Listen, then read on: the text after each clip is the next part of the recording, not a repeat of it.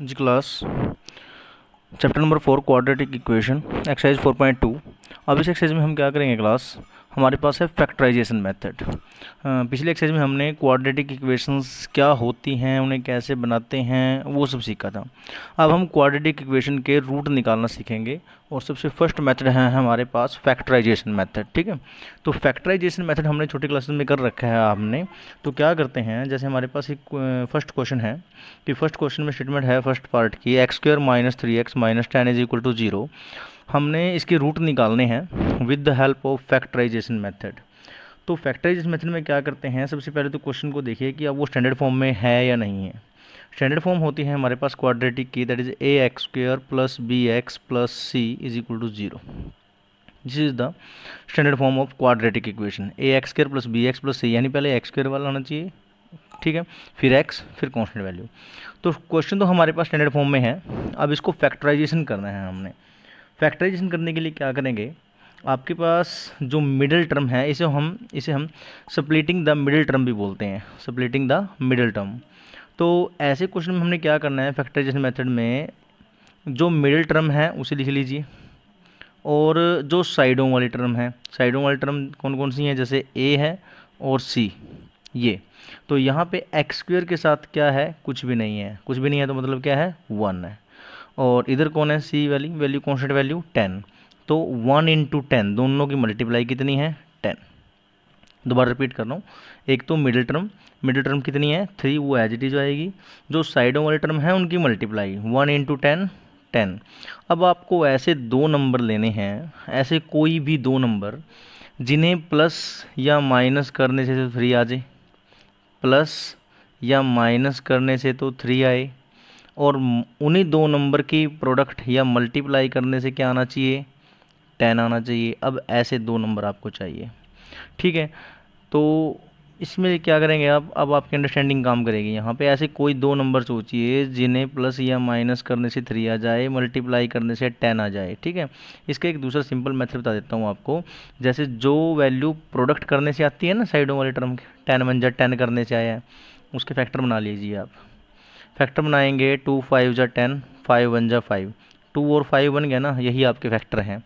5 में से 2 गए, कितने बन गए, 3। मैंने कहा था ना, प्लस करने से या माइनस करने से। तो 5 में से 2 गया, कितने बच गए, 3। और 5 2 जा 10, यानी प्लस या माइनस करने से 3 आना चाहिए था, और मल्टीप्लाई करने से 10 आना चाहिए था। यही हमारे नंबर हैं 5 और 2। हमें दो नंबर पता लग गए कि हमारे जो दो फैक्टर बनेंगे वो 5 और 2 बनेंगे, ठीक है। अब क्वेश्चन जो है, अब यहाँ पे थोड़ी सी और अंडरस्टैंडिंग काम करेगी आपके। आपको फैक्टर तो पता लग जाएंगे कि एक दो नंबर कौन कौन से हैं, 5 और 2 हैं।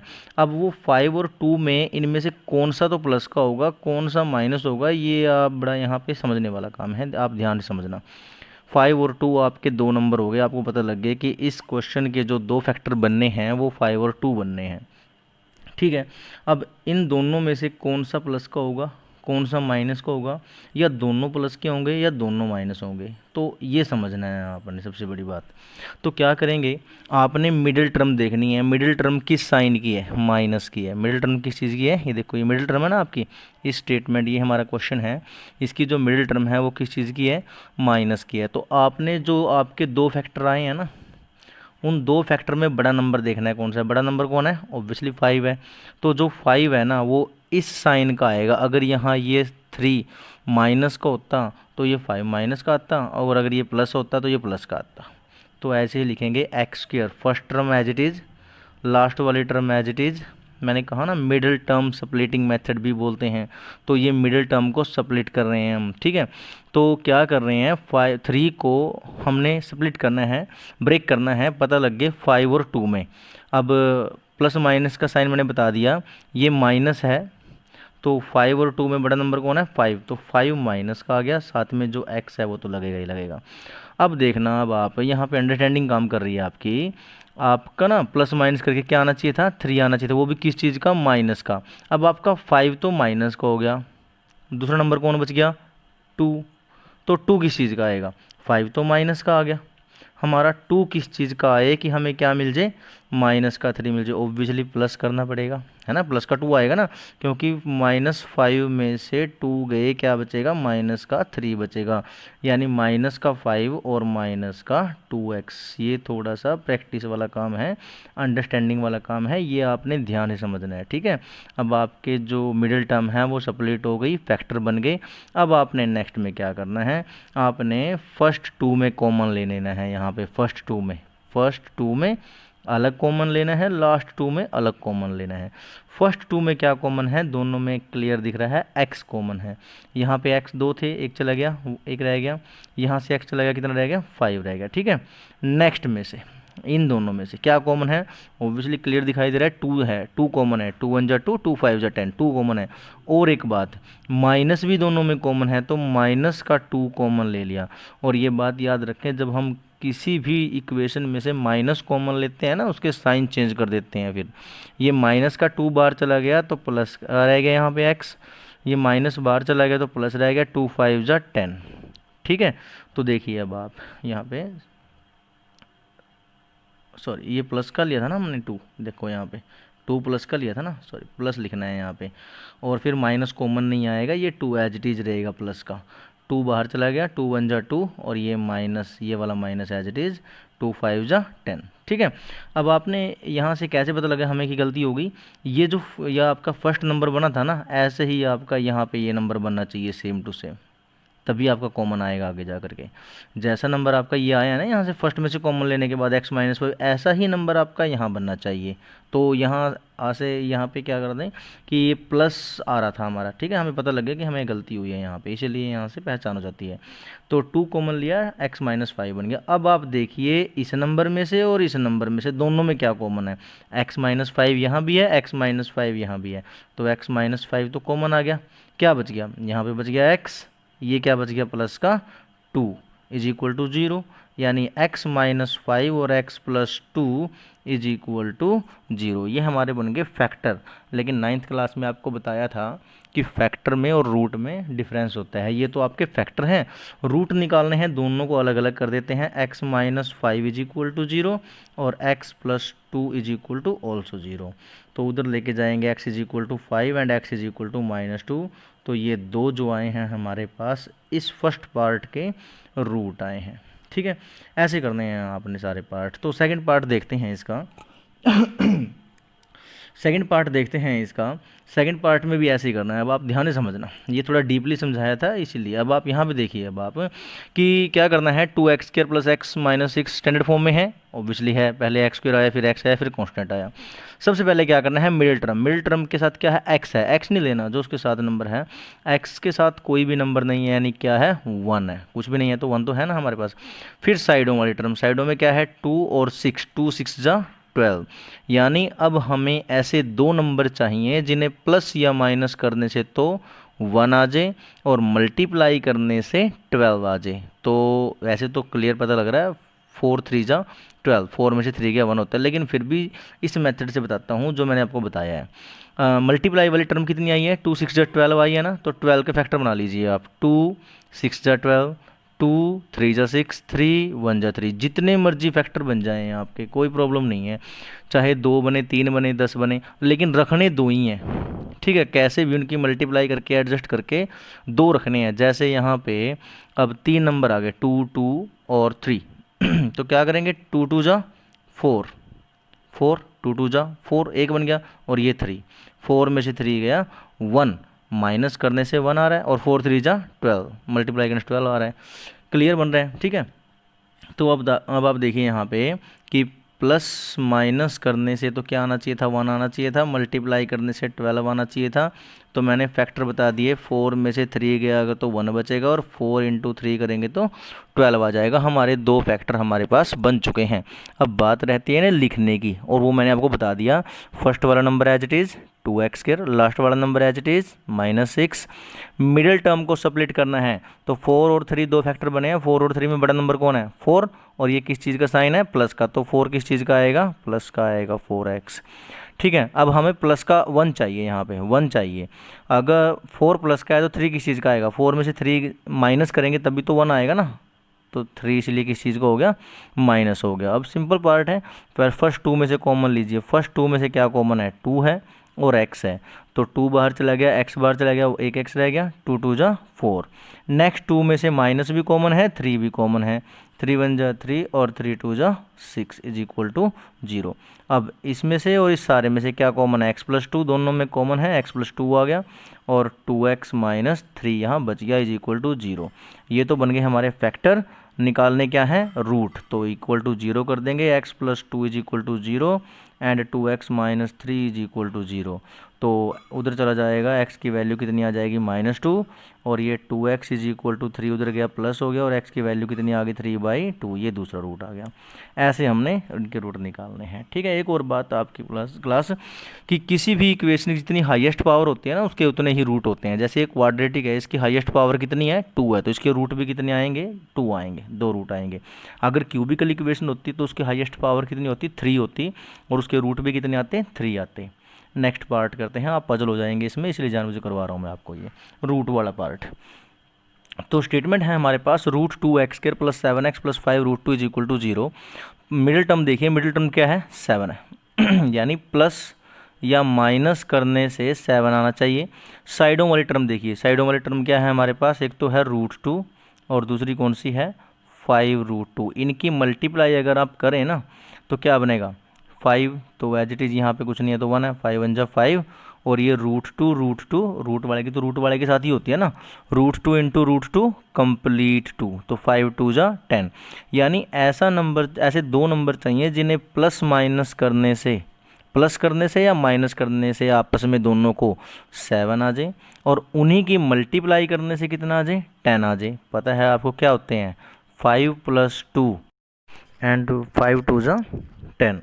अब आप देखिए क्लास, हमें 2 फैक्टर पता लग गए, 5 और 2, तो राइट कैसे करेंगे, ये √2x², 5√2 as it is, first term as it is, last term as it is. ठीक है, तो 5 + 2 7 होते हैं ना, 5 + 2 दोनों प्लस के हैं, तो 2x + 5x, first term as it is, last term as it is, 2x + 5x, ये 7 हमने ऐसे लिख दिया, मिडिल टर्म स्प्लिटिंग है ना। तो अब दोनों में रहना है कॉमन, यहाँ पे फर्स्ट 2 में से क्या कॉमन, लास्ट 2 में से क्या कॉमन। फर्स्ट 2 में क्या है, √2x² + 2x, x तो ऑब्वियसली दोनों में कॉमन है। अब कॉमन होता क्या है, जो दोनों में छोटी वैल्यू जो दोनों में हो हमारे पास, √2 का मतलब ½ 2 और 2 का मतलब कंप्लीट 2, तो छोटा कौन हुआ, हाफ हुआ है ना, तो इसलिए √2 कॉमन आ गया, √2 और x। अब √2 बाहर चला गया, एक x बाहर चला गया, तो यहाँ पे एक x बच गया, प्लस x तो बाहर चला गया, ये कंप्लीट 2 है और हमने हाफ कॉमन लिया है, तो फुल में से हाफ बाहर चला गया, तो क्या बच गया, ½ 2। तो √2x कॉमन लेने से क्या बच गया, x + √2 बच गया। नेक्स्ट 2 में से 5x + 5 √2 में से क्या कॉमन आ रहा है, देखो ध्यान से, 5 कॉमन आ रहा है, तो 5 कॉमन लिया तो क्या बच गया, x + √2, ऑटोमेटिकली आ जाएगा। ये x + √2 आया था, देखो ये भी x + √2 आ गया। अगर सेम आ रहे हैं तो ठीक है, अगर यहाँ पे चेंज आ रहा है ना तो समझ लीजिए ना आपकी क्वेश्चन गलत है। अब आप देखिए यहाँ पे x + √2 इसमें भी है, इसमें भी है, x + √2 कॉमन आ गया, तो क्या बच गया, √2x + 5 बच गया इज इक्वल टू 0। ये तो फैक्टर बने हैं, हमने रूट निकालने हैं, इसलिए दोनों को क्या करेंगे, इज इक्वल टू 0 करते हैं। x + √2 is equal to 0 and √2x + 5 is equal to 0। तो उधर जा करके x इज इक्वल टू -√2, 5 उधर जाएगा माइनस हो जाएगा, √2 डिवाइड में आ जाएगा, तो क्या बन गया, x इज इक्वल टू -5/√2। एक रूट हमारे पास ये है और एक रूट हमारे पास ये है। हाँ जी class, chapter number 4 exercise 4.2 question number 3।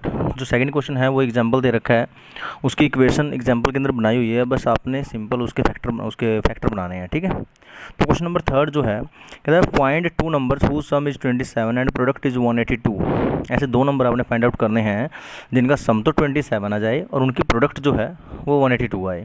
तो ऐसे क्वेश्चन में क्या करना है, let with the first number is x, first number आपने x लेट कर लिया, तो सेकंड नंबर क्या बनेगा, सेकंड नंबर बनेगा आपका 27 - x। कहोगे कैसे, वो देखिए आप, इसने कहा है कि दोनों का सम 27 आना चाहिए। एक तो x हो गया, प्लस दूसरा कितना आएगा 27 - x, -x + x कट गया, कितना आ गया 27, तभी आया ना। अगर हमने 27 में से x माइनस किया है तभी तो 27 आया, क्योंकि +x - x तो कट गए, 27 बनाए, है ना। तो इस तरह से आपने क्वेश्चंस को सोचना है, समझना है। फर्स्ट नंबर आपने एक्स लेट कर दिया, दोनों का सम 27 था, इसलिए दूसरा कितना बनेगा 27 minus x. Now according to question क्या कहा है कि दोनों का सम तो 27 है और उनकी प्रोडक्ट कितनी है 182। अब इस नंबर की और इस नंबर, दो नंबर हो गए ना, इन दो नंबरों की प्रोडक्ट कितनी है 182 है। तो according to question x into 27 minus x is equal to 182। Multiply कर दीजिए x की 27 के साथ, 27x हो गया माइनस का एक्स स्क्वायर हो गया इज इक्वल टू 182। दोनों को उठा के उधर लेके जाएंगे तो एक्स स्क्वायर माइनस का 27x प्लस का 182 इज इक्वल टू 0। ये हमारी बन गई है क्वाड्रेटिक इक्वेशन। अब हमने इसके निकालने हैं रूट। ठीक है, तो इक्वेशन है x square minus 27x plus का 182 इज इक्वल टू 0। इसके फैक्टर बनाते हैं। ऐसे दो नंबर चाहिए जिनको प्लस करने से या माइनस करने से तो 27 आ जाए, और उनकी multiply x into 1 into 182 multiply करने से कितना आ जाए 182 आ जाए। अब थोड़ी सी बड़ी प्रोडक्ट हो गई है, इसीलिए आप मर्जी है, आप ऐसे करके देख लीजिए। जो प्रोडक्ट आई है ना उनके फैक्टर बना के देख लीजिए। 182 के 2 से फैक्टर डिवाइड करते हैं, 2 9 जा 2 1 जा 2 और ये जाएगा 13 7 जा 91 7 1 जा 7। अब मैंने कहा था ना आपके यहाँ पे दो हों तो बड़ी अच्छी बात है, दो नहीं है, दो से ज़्यादा है तो कोई बात नहीं, उनको एडजस्ट करके दो ही रखिए आप। जैसे 2 इंटू 13 26 होते हैं, 13 2 26 बन गया एक तो, और एक बन गया 7। प्लस माइनस करने से तो 27 आ ही नहीं सकता। 26 में 7 प्लस करेंगे तो भी 26 में 7 प्लस करेंगे तो 27 नहीं आ सकता। 26 में से 7 माइनस करेंगे तो भी 27 नहीं आ सकता, ये तो रिजेक्ट है। अगर हम ऐसा करें कि 2 इंटू 7 कितना बन गया 14, और दूसरा नंबर कितना बच गया 13 और 14। अगर दोनों को प्लस करें 13 प्लस 14 कितना होता है 27 होता है, बिल्कुल सही बैठ रहा है। और दोनों की मल्टीप्लाई करें कितना आएगा 182 आएगा, ये भी बिल्कुल सही बैठ रहा है। यानी हमें अपने फैक्टर पता लग गए 13 और 14। ये सारा प्रैक्टिस का खेल है, जब तक आप प्रैक्टिस नहीं करोगे तब तक आपको समझ में नहीं आएगा। प्रैक्टिस करेंगे तो बिल्कुल सिंपल आपको पता लग जाएगा कि ये फैक्टर बनेंगे। अब आपने क्या करना है, first term as it is, last term as it is. ठीक है, फर्स्ट वाली term as it is, last term as it is. 27 को आपने स्प्लिट कर दिया किस में 13 और 14 में। अब प्रॉब्लम किस में है, लिखने में। लिखेंगे कैसे, जो बड़ा नंबर है 13 और 14 में बड़ा नंबर कौन है 14 है ना। 14 है तो वो किस साइन का आएगा, माइनस का आएगा, तो माइनस का 14x। अब आप देखिए आपको माइनस का 27 चाहिए, 14 आपका माइनस आया है, तो ऑब्वियसली 13 भी किस चीज़ का आएगा, 13 भी माइनस का आएगा। क्यों, क्योंकि माइनस माइनस प्लस होते हैं और साइन किसका रहता है माइनस का। तो 14 और 13 27 ही बनेंगे, साइन किस चीज़ का माइनस का। अब कॉमन ले लीजिए, फर्स्ट 2 में क्या कॉमन है x, तो x माइनस 14 बच गया। नेक्स्ट 2 में माइनस का 13 कॉमन लिया तो x और माइनस का 14 आ गया यहाँ पे इज इक्वल टू 0। तो यहाँ दोनों में क्या कॉमन है x माइनस 14 और क्या बच गया x minus 13 is equal to 0। ये बन गए फैक्टर, जीरोज निकालने हैं तो x minus 14 is equal to 0 and x minus 13 is equal to 0। x is equal to 14 and x is equal to 13, these are the two roots. तो हमें question क्या था, क्वेश्चन था कि दो नंबर ऐसे निकालने हैं जिनका सम तो 27 आए और मल्टीप्लाई 182 आए। तो देखिए ये दो नंबर आए हैं हमारे, एक 13 और एक 14। तो 13 प्लस 14 करेंगे तो 27 आ रहा है, और 13 इंटू 14 करके देखिए 182 ही आएगा। तो इसलिए हमारा क्या है, आंसर तो बिल्कुल राइट है। आप इसको ऐसे वेरीफाई भी कर सकते हो।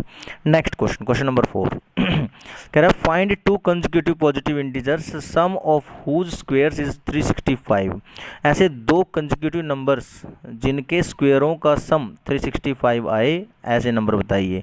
तो लेट कर लेते हैं, let be the first number हमने लेट किया x, तो सेकंड नंबर क्या बनेगा, कंसेक्यूटिव नंबर की बात कर रहे हैं। कंसेक्यूटिव नंबर जो 1 के बाद नेक्स्ट आता है, जैसे 1 के बाद 2, 2 के बाद 3, 3 के बाद 4, ऐसे 1 बाई 1 आते हैं जो।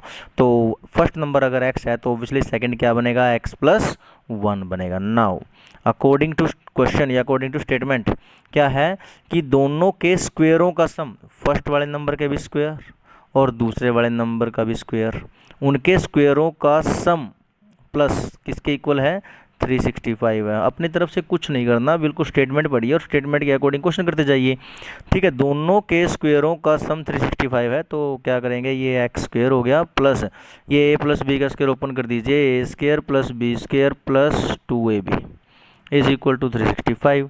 X square plus X square 2x square हो गया, प्लस का 2x हो गया, 365 को उधर लेके आएंगे तो प्लस का 1 माइनस का 365 यानी कितना बन गया, 2x स्क्वेयर प्लस का 2x माइनस का 364 इज इक्वल टू 0। अब आप ध्यान से देखिए, सारी इक्वेशन में से 2 कॉमन आ रहा है ना, रिड्यूस कर दीजिए, इक्वेशन छोटी बन जाएगी अपनी इक्वेशन। 2 कॉमन ले लिया तो क्या बन गया, एक्स स्क्वेयर बन गया, 2 1 जा 2 हो गया, 2 1 जा 2 और 2 8 जा 16, 2 2 जा 4 इज इक्वल टू 0। 2 को 0 के डिवाइड में लेके जाएंगे तो X square plus x minus 182 is equal to 0/2 something क्या बन गया, 0। तो इक्वेशन बन गई हमारे पास X square plus x minus 182 is equal to 0। अब स्टेटमेंट तो क्वाड्रेटिक बन गई ना, अब क्या करना है, ऐसे दो नंबर इक्वेशन बन गई, x square plus x minus 182 is equal to 0। ऐसे दो नंबर जिन्हें प्लस माइनस करने से तो क्या है, मिडिल टर्म कितनी है 1, प्लस करने से या माइनस करने से 1 आए और मल्टीप्लाई करने से कितना आए, 1 इंटू 82 182 आए। प्लस माइनस करने से 1 आना चाहिए, मल्टीप्लाई करने से 182 आना चाहिए। अभी तो किया ऊपर मल्टीप्लाई 182 थी ना इस क्वेश्चन की भी, देखो तो क्या करेंगे, 13 और 14 बिल्कुल सेम वही बन गया। 14 में से 13 गया 1 आ गया, 14 में से 13 गया 1 आ गया और 14 इंटू 13 182 होते हैं, बिल्कुल सही बन गए। First term as it is, last term as it is, middle term split कर दी, 14x माइनस 13x, 14 में से 13 गया 1, 14 इंटू 13 182। सेम फर्स्ट 2 में से कॉमन x कॉमन आ गया तो x प्लस 14 बच गया, लास्ट 2 में से 13 कॉमन आ रहा है तो क्या बन गया, x प्लस 14 बच गया। दोनों में कॉमन x प्लस 14 है, x माइनस 13 बच गया इज इक्वल टू 0। इक्वल दोनों को 0 के करेंगे तो हमारे पास जो रूट आएंगे वो x is equal to minus का 14 आएगा और x is equal to plus का 13 आएगा। अब दो नंबर चाहिए थे, पॉजिटिव बोला था ना स्टेटमेंट में, देखो ध्यान से पॉजिटिव बोला था, तो ये तो नेगेटिव आ रहा है, ये तो निगलेक्ट कर देंगे हम, ये तो हमारा आंसर हो ही नहीं सकता। तो फर्स्ट नंबर यानी x आया है तो x कितना आ गया 13, और अगर फर्स्ट नंबर 13 है तो अगला कितना बनेगा 13 प्लस 1 14। और अकॉर्डिंग अगर आपने अपना आंसर वेरीफाई भी करना है, ये हमारा आंसर आ गया 13 और 14, दो कंसेक्यूटिव नंबर बताने थे ना, एक 13 और एक 14। अगर आपने फिर भी अपना आंसर वेरीफाई करना है तो अकॉर्डिंग टू क्वेश्चन कीजिए, देखिए दोनों के स्क्वेयरों का सम, पहले नंबर का स्क्वेयर और दूसरे नंबर के स्क्वेयर का सम, इनको सॉल्व करके देखिए 365 ही आएगा, बिल्कुल आंसर सही। ठीक है, हाँ जी class, chapter number 4 exercise 4.2 question number 5 है हमारे पास। The altitude of a right triangle is 7 centimeter less. किसी राइट ट्रायंगल का जो एल्टीट्यूड है वो 7 सेंटीमीटर लेस है देन इट्स बेस, उसके बेस से, and the hypotenuse is 13 centimeter, find the other 2 sides. Hypotenuse given है, बाकी की 2 साइडें निकालनी है, तो एल्टीट्यूड की भी कंडीशन दे रखी है, बेस की नहीं दे रखी, तो बेस को लेट कर लेते हैं ऐसे क्वेश्चन में। Let be the base of right angle triangle, क्या x मीटर, सेंटीमीटर दे रखा है ना, x सेंटीमीटर, ये हमारी राइट एंगल ट्रायंगल है। इस राइट एंगल ट्रायंगल में हमने क्या किया, कुछ ऐसा बन रहा है ये, ऐसे कि बेस हमने x लेट कर लिया और जो एल्टीट्यूड है ना वो 7 सेंटीमीटर लेस है, किससे, बेस से। जो एल्टीट्यूड है वो 7 कम है बेस से, यानी बेस अगर हमारा x है तो एल्टीट्यूड उससे 7 कम है, तो कितना बनेगा x माइनस 7, और ये हाइपोटेनियस जो है 13 दे रखा है। सारा क्वेश्चन बिल्कुल सही हो गया। तो क्या बनेगा यहाँ पे, हम बेस हमने लेट कर लिया राइट एंगल ट्रायंगल का x, तो इसका जो एल्टीट्यूड बनेगा वो क्या बनेगा, x माइनस 7 सेंटीमीटर बनेगा, और हाइपोटेनियस जो है वो गिवन है 13 सेंटीमीटर। देन बाय यूजिंग क्या, बाय यूजिंग पाइथागोरस आप सबने पढ़ रखा है छोटी क्लासेस में। पाइथागोरस क्या होता है, राइट एंगल ट्रायंगल में यूज होता है। हाइपोटेनियस का square is equal to base का स्क्वायर प्लस परपेंडिकुलर का स्क्वायर होता है। हाइपोटेनस हमारा 13 है तो 13 का स्क्वायर, बेस हमारा x है तो x का स्क्वायर, और परपेंडिकुलर हमारा x माइनस 7 है तो x माइनस 7 का स्क्वायर। 13 का स्क्वायर 169 होता है, ये x स्क्वायर, इसको ओपन करेंगे a माइनस बी का square a square plus b square minus 2ab, x square plus x square 2x square हो गया, माइनस का 14x हो गया इज इक्वल टू 0। उसको उधर लेके जाएंगे तो माइनस का 169, 0 is equal to 2x square minus का 14x और माइनस का 0 टू 120। ठीक है, तो इसको सही से लिखते हैं थोड़ा, ये बन गया 2x स्क्वायर माइनस का 14x माइनस का 120 इज इक्वल टू 0। इक्वेशन को रिड्यूस कर देते हैं, अदरवाइज थोड़े फैक्टर बड़े बन जाएंगे, तो रिड्यूस करने छोटे बन जाएंगे। देखो सारे में से कॉमन आ रहा है 2, तो 2 कॉमन लिया तो क्या बन गया x स्क्वायर 2 7 जो 14 और 60। ठीक है, 2 0 के डिवाइड में जाके 0 एलिमिनेट हो जाएगा, तो x स्क्वायर माइनस का 7x माइनस का 60 इज इक्वल टू 0। ये हमारे पास जो है इक्वेशन बन गई क्वाड्रेटिक इक्वेशन। अब इस क्वाड्रेटिक इक्वेशन में क्या करना है, आपने फैक्टर बना लेने हैं कि प्लस माइनस करके तो आपका क्या आना चाहिए, प्लस माइनस करके आपका 7 आना चाहिए, है ना, प्लस माइनस करके आपका 7 आना चाहिए, और मल्टीप्लाई करके आपका 1 इंटू 60 आना चाहिए। तो फैक्टर बना लीजिए 60 के, क्या बनेंगे यहाँ पे, ये बनेगा 30, 2 से डिवाइड किया 15, 3 से डिवाइड किया 5 और 5 1 जा 5। अब आप यहाँ से फैक्टर बनाएंगे, 2 2 जा 4, 4 3 जा 12, 12 और 5, 12 और 5, 12 में से 5 गए 7 और 12 5 जा 60, बिल्कुल सही बैठ रहा है। देखो first term as it is, last term as it is. अब 7 माइनस का है तो बड़ा नंबर कौन है 12, तो 12 माइनस का हो गया। अगर 12 माइनस का है तो 5 किस चीज़ को होगा, प्लस का होगा, क्योंकि 12 में से 5 गए 7 बचेंगे ना यहाँ पे। अब दोनों में कॉमन, x कॉमन आया तो कितना बन गया x माइनस 12, यहाँ 5 कॉमन आया तो x minus 12 is equal to 0, x minus 12 और x plus 5 is equal to 0। दोनों को 0 के इक्वल रखेंगे यहाँ पे, तो यहाँ से x की वैल्यू 12 आ गई और x की वैल्यू माइनस 5 आ गई। अब x क्या था हमारा, x हमारा किसी ट्रायंगल का बेस है, तो वो नेगेटिव तो हो नहीं सकता, इसलिए निगलेक्ट कर देंगे। यानी कितना आ गया बेस हमारी ट्रायंगल का बेस 12 आ गया। अगर बेस 12 है तो एल्टीट्यूड उससे 7 कम था, तो 12 में से 7 का कितना बन गया 5, यानी ये 12 है, ये 5 है और ये 13 है। ये हमने इसकी दो साइड्स जो हैं अदर फाइंड आउट कर ली हैं। हाँ जी class, Exercise 4.2 question number 6. A cottage industry produce a certain number of pottery articles in a day. It was observed on a particular day that the cost of production of each article was three more than twice the number of articles produced on that day. If the cost of the production on that day was 90, find the number of article on that day. तो क्या करना है कि number of article find out करने हैं कि उस particular day को कितने नंबर ऑफ़ आर्टिकल हमने प्रोड्यूस किए हैं। तो ऐसे क्वेश्चन में क्या करते हैं, लेट कर लेते हैं, let be the number of articles on that day, उस दिन कितने नंबर ऑफ़ आर्टिकल प्रोड्यूस हुए, तो वो हमने एक्स लेट कर लिए। अब क्या गिवन है हमारे पास, that the particular day that the cost of production, cost कितनी है, कॉस्ट ऑफ द प्रोडक्शन, उस दिन की कॉस्ट कितनी थी ऑन दैट डे, कितनी थी, वो थी 3 more than the twice of number of article. जो नंबर ऑफ आर्टिकल थे उस दिन उनके ट्वाइस यानी 2x, उससे भी 3 ज़्यादा थी। तो कॉस्ट कितनी बन गई 2x प्लस 3 बन गई। ठीक है, नाउ अकॉर्डिंग टू क्वेश्चन, उस दिन की जो टोटल कॉस्ट बनी है वो कितनी बनी है 90। अब कॉस्ट कैसे बनती है, जो प्राइस है वो और जितने नंबर ऑफ़ आर्टिकल प्रोड्यूस किए वो दोनों की मल्टीप्लाई करके, कि कोई चीज़ है जैसे एक पेन जो है 5 रुपीज़ का है, अगर हमने उस दिन 5 पेन सेल किए हैं तो 5 5 जा 20, दोनों की मल्टीप्लाई करके कॉस्ट आती है ना। तो अकॉर्डिंग टू क्वेश्चन जितने नंबर ऑफ़ आर्टिकल उस दिन प्रोड्यूस हुए वो और उसकी कॉस्ट उस दिन की, उनकी मल्टीप्लाई जो है वो उस दिन की टोटल अमाउंट बनी, जो कि गिवन है कितनी है 90।